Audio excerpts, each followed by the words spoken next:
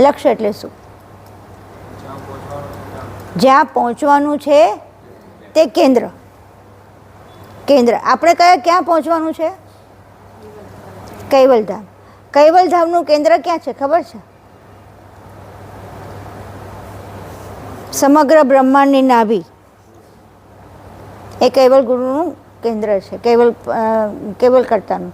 હવે કેવલ કર્તા એટલે કેન્દ્ર થયું એટલે કેવલ કર્તા એક ક્ષેત્ર પણ છે અને પોતે ચૈતન્ય રૂપ પણ છે. બે વસ્તુ છે.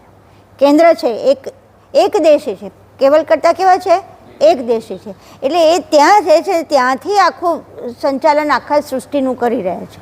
હવે અહીંયા આગળ આ લક્ષ્યને પહોંચવા માટે કઈ ગતિ જોઈએ કે જેથી તમે આ નાભીને મૂળ કેન્દ્રને પહોંચી શકો. અને આપણે ક્યાંથી આવ્યા છીએ?